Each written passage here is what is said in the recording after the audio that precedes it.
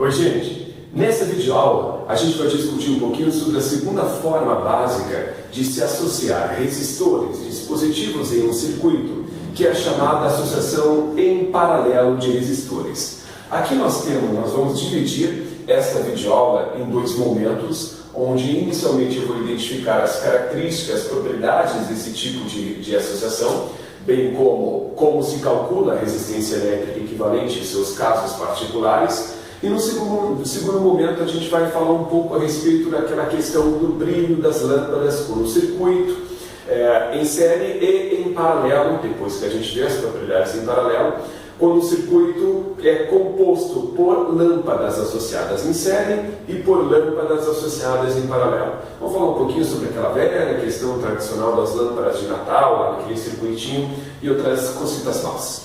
Muito bem.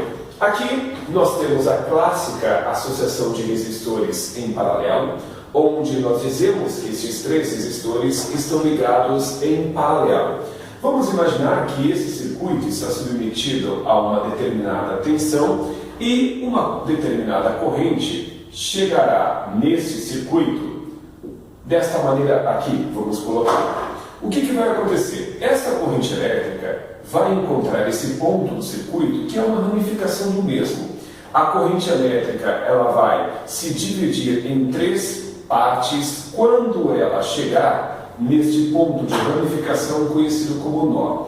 Parte da corrente elétrica passará pelo resistor aqui de cima, parte passa por este resistor aqui do meio e parte da corrente passa por este terceiro resistor.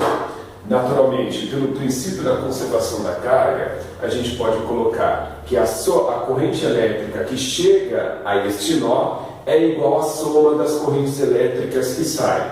Para isso existe até uma formalidade, que é chamada lei dos nós. A soma das correntes que chegam é igual à soma das correntes que saem. Eu não vou registrar isso agora, porque a gente vai ver a lei dos nós mais lá para frente, quando estudarmos as chamadas leis de Kirchhoff. Por hora, o que eu quero de vocês é que estes três saibam identificar que estes três resistores estão ligados em paralelo, porque entre estes resistores há um nó que leva a uma ramificação do circuito. A primeira propriedade que a gente vai identificar aqui, nesta associação, é o fato de que a tensão elétrica é a mesma em toda esta associação, em todos os componentes desta associação. Numa associação de resistores em paralelo, a tensão elétrica é a mesma em todos os componentes. Se tiver uma determinada bateria que alimenta esse circuito com uma determinada tensão chamada de U, a tensão da bateria é a mesma tensão em cada um destes componentes. Esta é uma propriedade que não está condicionada a nada. Essa tensão é igual em todo mundo, independentemente dos resistores serem iguais ou serem diferentes. Outra observação importante: a corrente elétrica que vai passar em cada um destes resistores pode ser igual, pode ser diferente. Eu já vou falar sobre isso. Antes de mais nada, por aquele princípio da conservação da carga, como eu tinha colocado, a corrente elétrica que chega tem que ser igual às correntes elétricas que saem. Se eu somar a corrente em cada um dos componentes desta associação em paralelo, eu obtenho a corrente elétrica no circuito todo. A tensão elétrica ela é igual em todos os componentes. Existe a possibilidade da corrente elétrica ser igual em todos eles? Essa possibilidade existe, mas está condicionada a algo que é a própria resistência elétrica.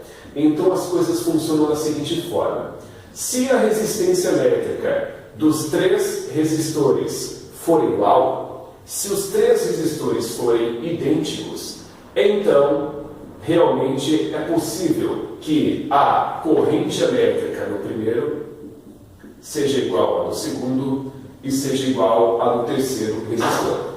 Então, a regra é: se os três resistores forem diferentes, a corrente elétrica vai ser diferente.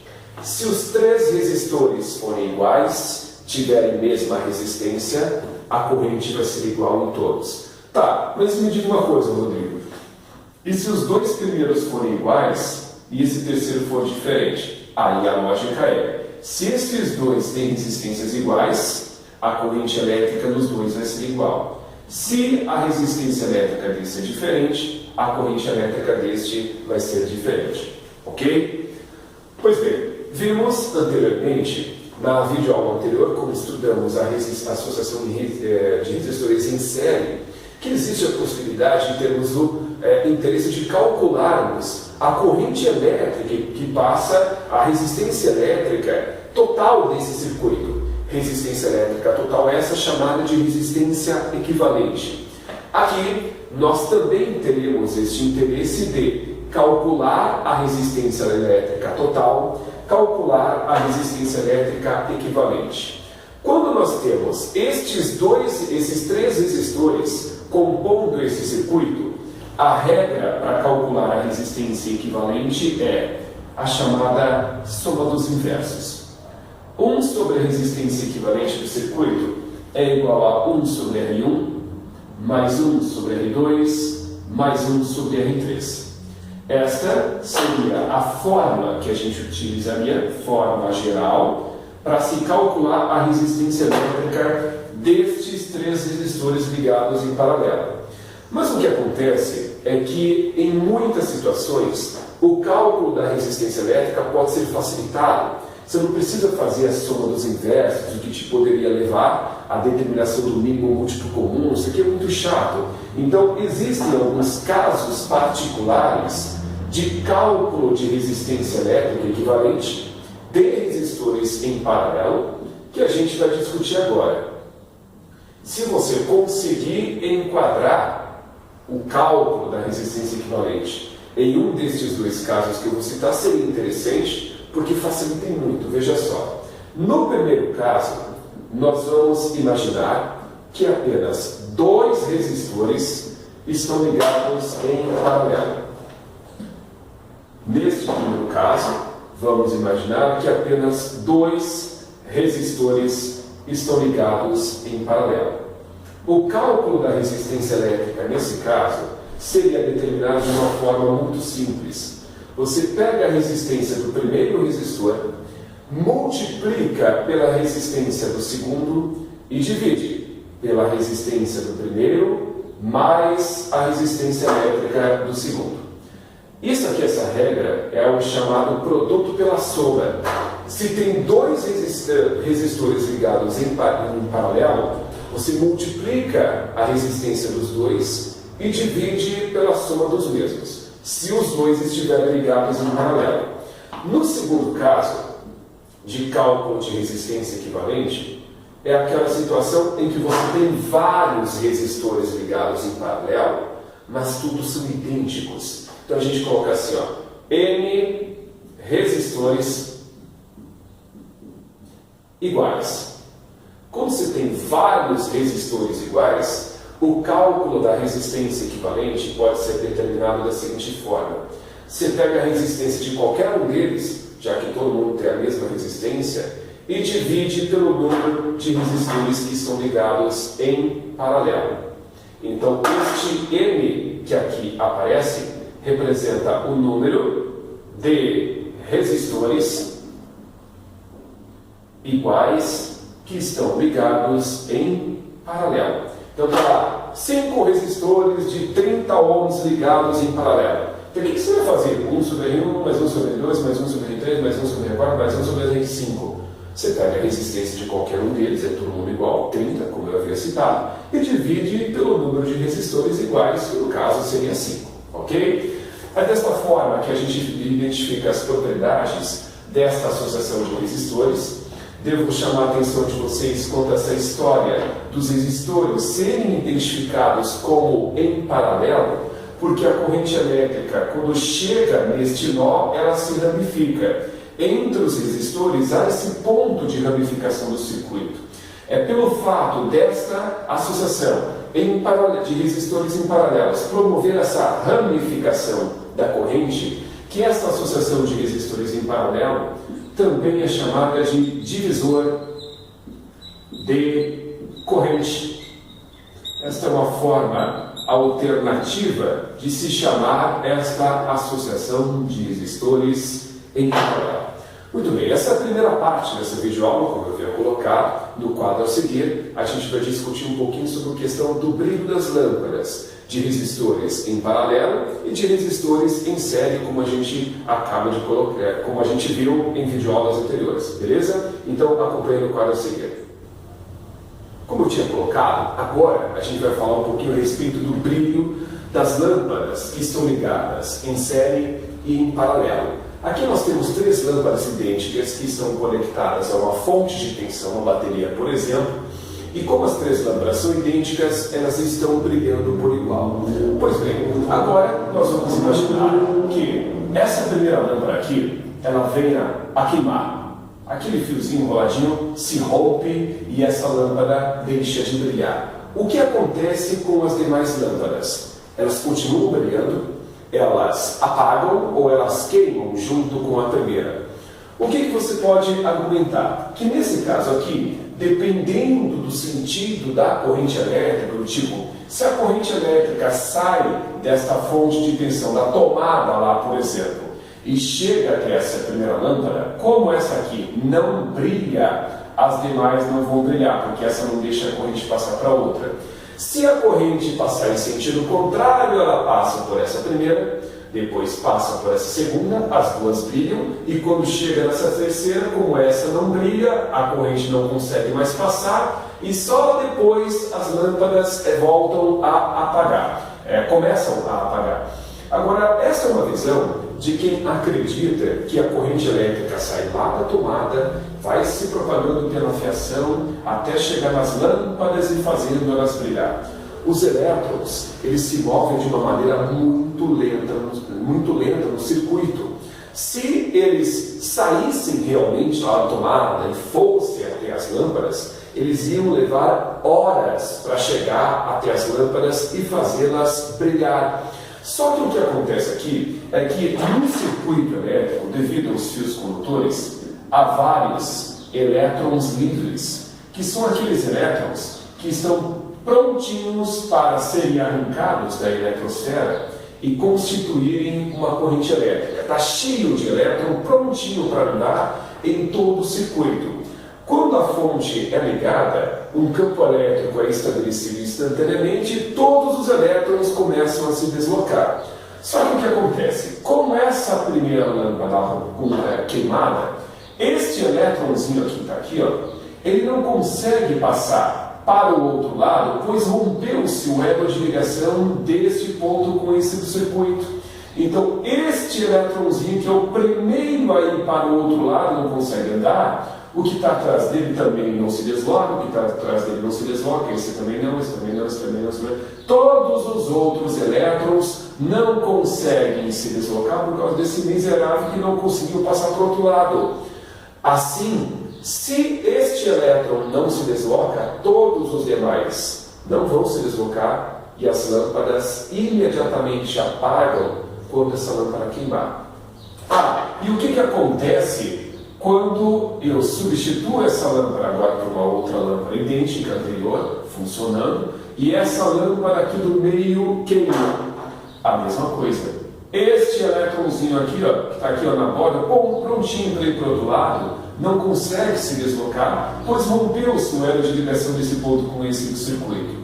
Dessa forma, todos os outros elétrons que estão atrás deles também não se deslocam. Assim, se a lâmpada do meio apaga, as outras também apagam. A mesma coisa acontece com essa terceira. Se a terceira apagar, as demais também. Se a terceira queimar, as demais vão deixar de funcionar. Portanto, presta atenção no que eu vou te falar. Numa associação de resistores em série, se um dispositivo queima, nada mais funciona. Numa associação de resistores em série, se um dispositivo deixa de funcionar, ele não deixa passar energia para os demais e os outros também deixam de funcionar. Se esta associação em série for uma associação em série de lâmpadas, se uma queimar, o resto apaga. Se tiver 10.000 lâmpadas em série e uma só queimar, todas as outras vão deixar de funcionar. O mesmo não acontece numa associação de resistores em paralelo. Porque o que acontece? Nessa situação, quando a corrente elétrica chega a este ponto do circuito, ela se ramifica, né? Parte da corrente vai para cima, parte vem para o meio, parte vem para essa outra lâmpada aqui. Pois bem, vamos imaginar que essa lâmpada aqui de baixo queime. Se essa queimar, as outras também deixarão de funcionar como lá havia acontecido? Negativo. Porque o que acontece? Nesta associação de 3 lâmpadas, nós temos 3 caminhos possíveis para a corrente. Se a corrente elétrica não consegue passar por essa, porque essa queimou, não tem problema. A corrente tem outros 2 caminhos possíveis para passar e as outras 2 lâmpadas continuam brilhando.